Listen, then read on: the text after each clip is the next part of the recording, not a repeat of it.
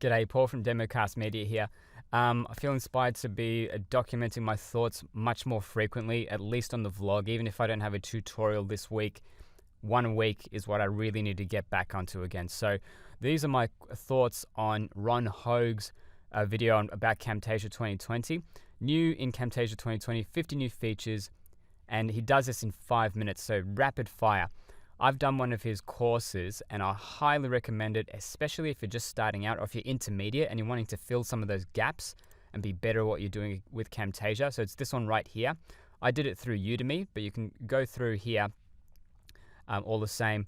You could do this one or get the ebook. So look, I recommend his thinking around Camtasia. So I'm going to highlight 6 things from this list of 50 that resonate most with me right now, and I'm going to do my own tests, hands-on tests in the next few days.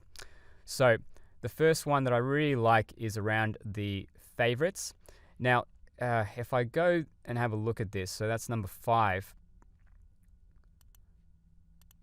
Favorites let you find your frequently used tools in one place. Presets. So that's really reflective of what they've done in Snagit. So you can do favorites in Snagit for the things you use most.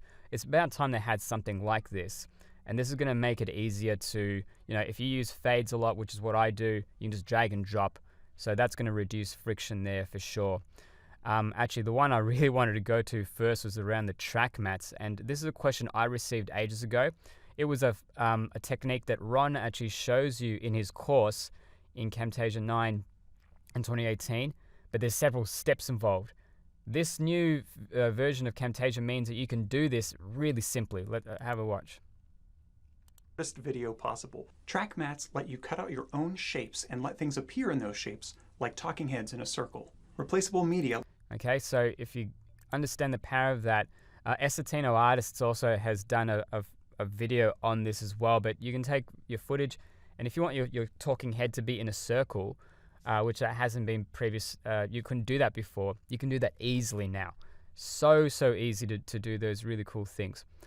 Ripple Move is also a really good feature.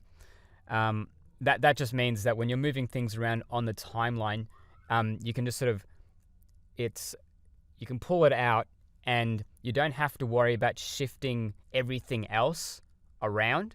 It sort of squeezes in between the cracks, if that makes sense, in between media. That is really handy to if you've got to make some updates, especially if you're tired and it's late. That I think makes a big difference. The media bin layout, that is number 21 on his list. Let's have a look. Media bin layout lets you view your media at different sizes and sort media based on name, date, type, or size. Unused media. Yeah, so that just makes it a lot easier to, I guess, visualize the media that you've got. And if you've got a lot of templates, I think that's going to be a really handy tool. This other thing that has been a pet peeve of mine, admittedly, with the timeline on Camtasia, widening the grab area, for me, I think is quite a nice little thing to reduce the friction. Text resizing while annotations are being resized. Widened grab area lets you more easily grab edges to trim media. Track reordering. Yeah, so that again, when you're towards an end of a project and you just want to get it done, being able to grab and do those fine tunes on the footage or media is going to be a really cool thing. And the one thing I'm actually really interested to see, it's this updated recorder interface, which is number 45 on his list. So this is, I guess, giving you a wide spectrum of options here.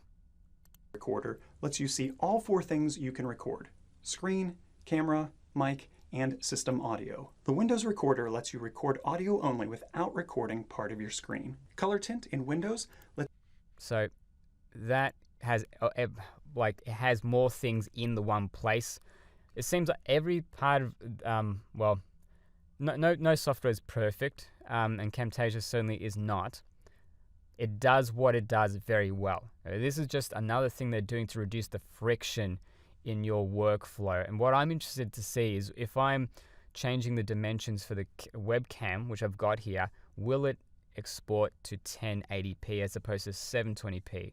That for me is a friction, because when I'm stretching things out from webcam, it just doesn't look as good. It looks more grainy and pixelated.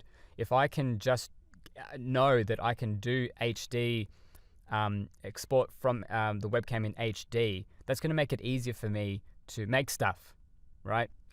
It's going to be much easier to do that. That was the reason why I actually got the webcam in the first place some time ago. But then when I realized that whole 720 thing, that was really a bummer. But it shouldn't have actually stopped me from doing my thoughts. So what are your thoughts on Camtasia 2020? If you don't have Camtasia, does this interest you now in considering it? If you're wanting to double down on video, if you got 2019, the previous version of Camtasia, does this entice you to upgrade? What are your thoughts on that? I'll do my own review on Camtasia 2020 in the coming weeks. But yeah, again, shout out to Ron Hogue. I couldn't speak highly enough of the stuff he does with Camtasia. So anyway, stay healthy out there, keep in good spirits, and do whatever you need to do today to get out of your comfort zone, just as I have had to today. So anyway, take care. See you later.